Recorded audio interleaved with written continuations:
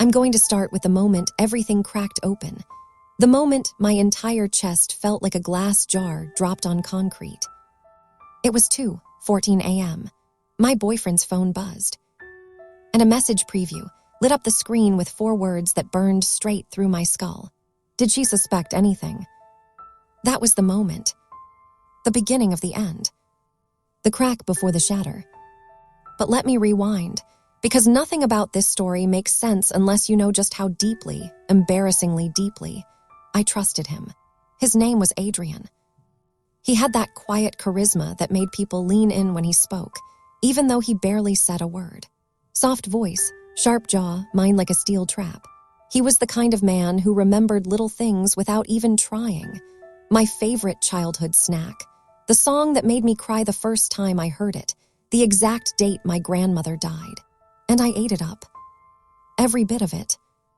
I genuinely believed I had won the emotional lottery. Our relationship started in this warm, slow burn way.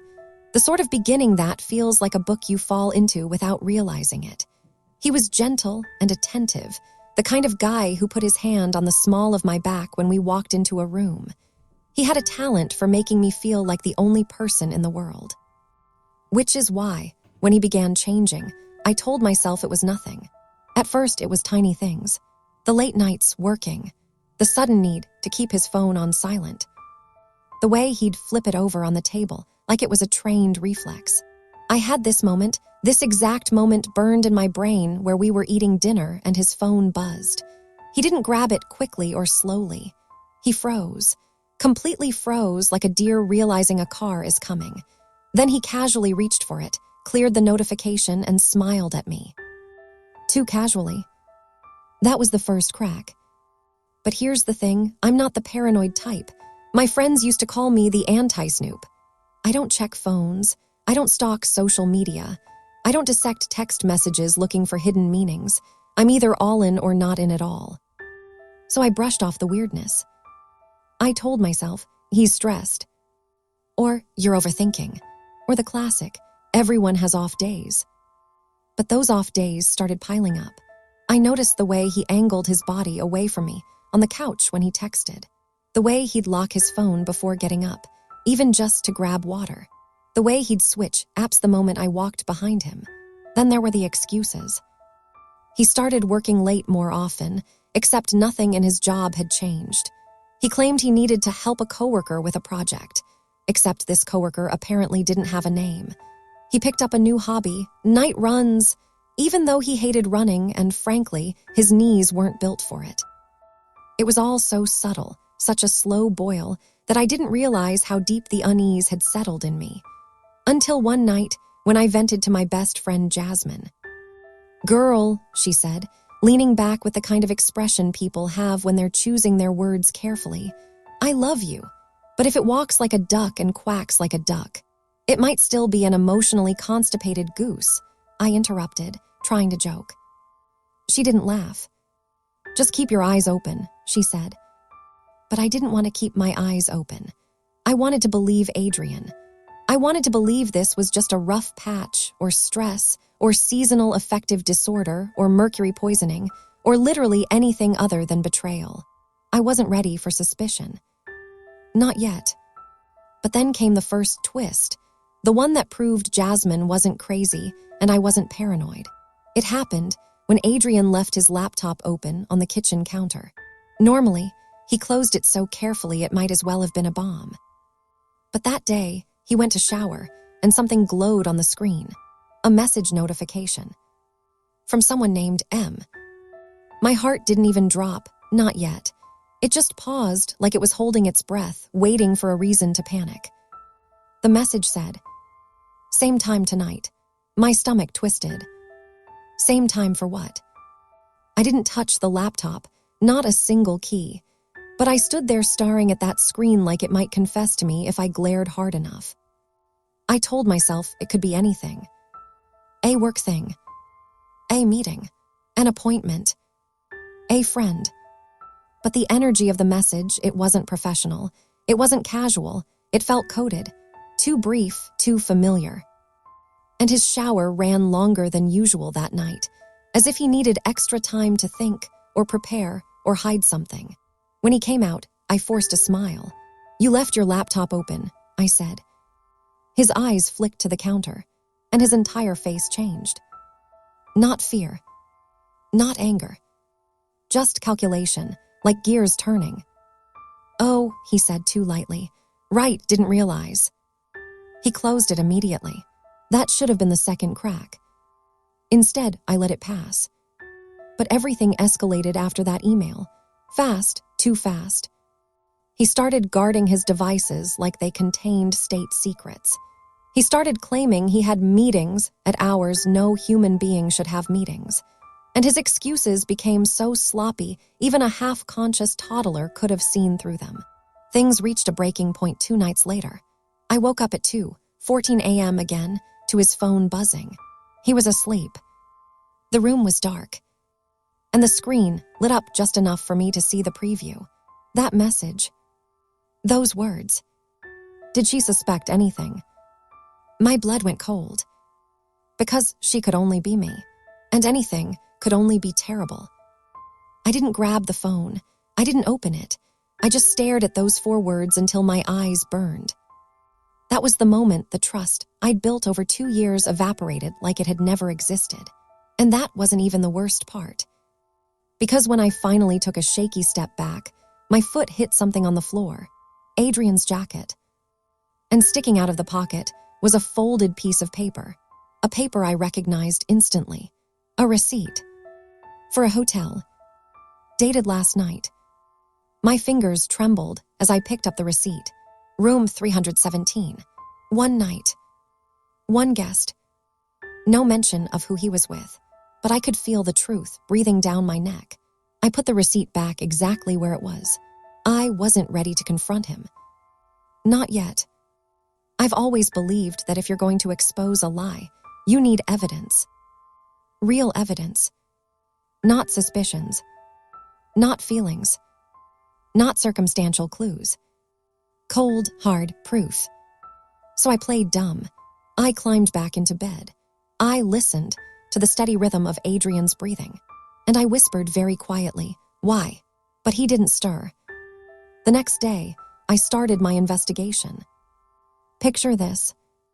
I'm in the kitchen, pretending to make breakfast while actually watching him like some kind of deranged nature documentarian. Observe the evasive male in his natural habitat. Watch as he performs a series of suspicious rituals, hiding his phone under a napkin, checking the hallway twice before stepping out, and offering a kiss on the cheek that feels about as sincere as a toddler's apology. He left for work early. Way too early. And the moment the door shut, I grabbed my keys and followed him. I told myself I wasn't stalking him. I was shadowing him, like a detective. A very emotionally compromised detective with shaky hands and no backup. He didn't go to the office. Of course he didn't. He went to a cafe on the far side of town, a place we never went together, and waiting for him outside, leaning against a brick wall like she was posing for a noir movie, was a woman I had never seen before. Tall, red hair, beautiful in that effortless, dangerous way. She smiled when she saw him, and he smiled back, a smile I hadn't seen in months. Then they hugged. Not a friendly hug. Not a polite hug. A long, slow, familiar hug. I felt something crack inside me, but I didn't look away. I watched Adrian take her hand. I watched her lean in and whisper something. I watched him laugh, actually laugh. And then they went inside together. I didn't follow them in. I didn't need to. Because everything I'd been ignoring or excusing was suddenly, painfully clear. Except something didn't add up. If he was cheating, why the secrecy around his phone? Why the coded messages? Why the hotel receipt with only his name? Why the late-night whispery conversations I sometimes overheard through the wall? It didn't feel like just cheating. It felt like something bigger, stranger, darker. And then I discovered something that changed everything. I drove back home. I needed space. Time. Silence. But when I opened the door, the silence was already waiting. Adrian had apparently forgotten to close his laptop again. And this time, the screen wasn't just showing a message. It was showing a document. A scanned contract. With my name on it. At first, I thought it was some kind of joke. My breath caught in my throat as I leaned closer. It wasn't a prank. It wasn't even remotely funny. It was a life insurance policy. A brand new one. For an amount of money that made my vision blur. And Adrian was listed as the sole beneficiary. I felt the floor tilt beneath me. It didn't say I'd signed it, but my name was typed at the bottom, digitally authorized. Forgery. He forged my signature. He forged my signature on a policy that would pay out to him if something happened to me. And suddenly, everything clicked into place. The late night runs. The locked phone. The coded messages. The hotel. The secretive meetings. He wasn't just cheating. He was planning something. My throat went dry. Was the red-haired woman involved? Was she an accomplice? A co-conspirator? Or was she something else entirely? I scrolled through the document history with fingers that barely obeyed me. And then I found it. Hidden in a folder, buried under layers of boring files. A second policy. This one wasn't for the future. It wasn't hypothetical. It wasn't pending. It was active. And it listed me as deceased. I staggered back from the counter. My legs buckled. I grabbed the edge of the sink just to stay upright. Why? How? What was he planning? And then, as if perfectly timed, the front door opened. I snapped the laptop shut. Adrian walked in early, holding 2 coffees and wearing an expression that said he was very carefully managing his emotions. "Hey," he said slowly, "what are you doing home?" He set 1 coffee on the counter in front of me. My coffee. The exact order I always got. He remembered everything, even now. My voice barely worked. I wasn't feeling well. His eyes flicked toward the closed laptop, then back at me. A small muscle twitched in his jaw. Then he smiled. Tight. Controlled. Dead. That's so. I realized then that I couldn't confront him in the house. Not while he was standing between me and the door. Not while I had no idea how far this went. So I played along. We made small talk. We watched a show. We sat close, too close on the couch. And I pretended I wasn't imagining every possible way to escape. When he went to take a shower that night, I packed. Just a backpack. Just essentials. And I slipped out the back door like a ghost. I drove straight to Jasmine's place. She opened the door, saw my face, and said only one thing. What did he do? I told her everything. The messages. The woman. The hotel. The forged signature. The insurance policies. The active one with me listed as dead. She didn't speak for a long time. Then she said, "You need to call the police." But I didn't. Not yet. Because the story wasn't finished. Because something still didn't make sense. Why would Adrian do all this? Why would he risk everything? Why would he forge documents and sneak around and meet another woman? Unless she wasn't a mistress. Unless she was something else. I returned to the cafe the next morning just to see. Maybe I wanted closure. Maybe I was a masochist. Maybe I needed to know what exactly Adrian was tangled up in. But when I got there, I didn't see red hair. I saw Adrian. Sitting alone. And beside him on the table was a thick file. A file with the same logo as the insurance company. I froze outside, watching him flip through paperwork with a face that looked haunted, exhausted, frantic. Then a man sat across from him. Middle-aged. Sharp suit. Cold eyes. They shook hands. Not affectionately. Not casually. Businesslike. Tense. And then I saw it, the badge clipped to the man's belt. He was an investigator. Insurance fraud. Not my fraud. Adrian's. My heart hammered. Why? Why would he?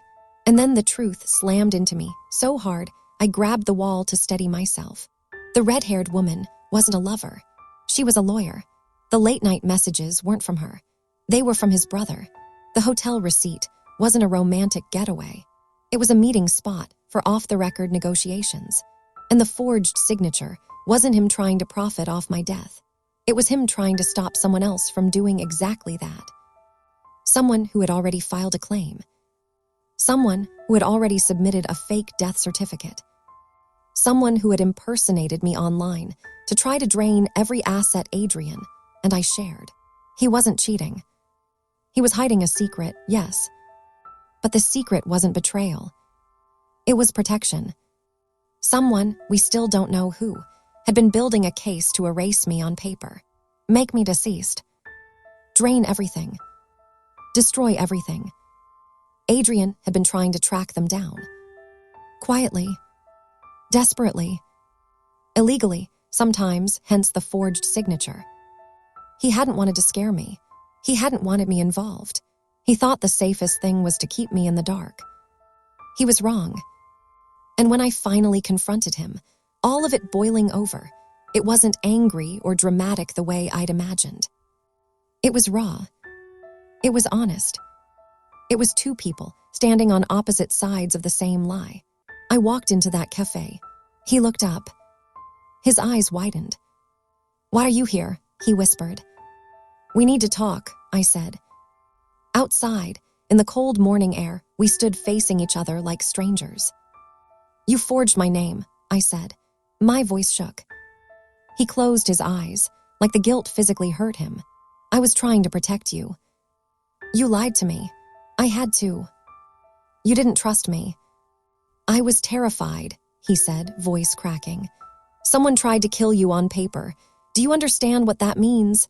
They were planning something bigger. I didn't know who to trust, so I trusted no one." The tears surprised me. The anger did not. "You should have trusted me," I whispered. He stepped closer. "Can you forgive me?" I didn't answer. Not that day. Not for a long time. Because even though he wasn't cheating, even though he hadn't betrayed me in the way I thought, he still broke something. He broke trust. He broke communication. He broke us. We're not together now. Not because of betrayal, but because of secrets. Because even for the right reasons, a lie is still a lie, and sometimes the damage is the same. I'm safe now. The investigation is ongoing. The fraudster is still out there, but no longer invisible. And me. I learned that trust isn't about believing someone blindly. It's about being allowed into the truth, even when it's dark. Even when it's scary. Even when it hurts. Would you have walked away like I did? Or would you have stayed and tried to rebuild?